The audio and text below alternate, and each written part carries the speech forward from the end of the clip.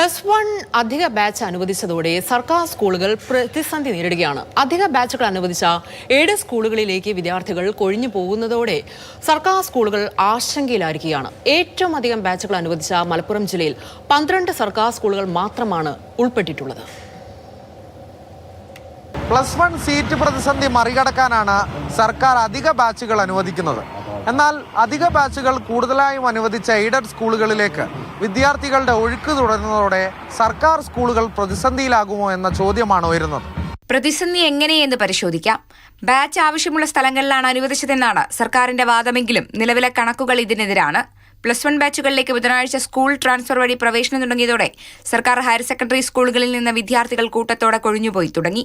ഗ്രാമീണ മേഖലയിലെ higher secondary സ്കൂളുകളെയാണ് ഇത് കാര്യമായി ബാധിച്ചത്.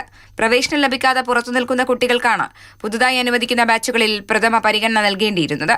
സപ്ലിമെന്ററി അലോട്ട്മെന്റിന് ശേഷമേ സ്കൂൾ ട്രാൻസ്ഫർ അനുവദിക്കാവൂ എന്ന് അധ്യാപക സംഘടനകൾ നേരത്തെ തന്നെ ആവശ്യപ്പെട്ടിരുന്നു. സർക്കാർ അനുകൂല അധ്യാപക സംഘടനയായ HSSTA ആവശ്യമുന്നയിച്ച് രംഗത്ത് വന്നതാണ്. എന്നാൽ മാനേജ്മെന്റുകളുടെ സമ്മർദ്ദം മൂലം സർക്കാർ ട്രാൻസ്ഫർ മാത്രം അനുവദിച്ചതാണ് നിലവിലെ പ്രതിസന്ധിക്ക് കാരണമായത്. Malappuram Edavanna government higher secondary സ്കൂളിൽ ഒരു ബാച്ച് തന്നെ നഷ്ടമാവുന്ന സ്ഥിതിയാണ്.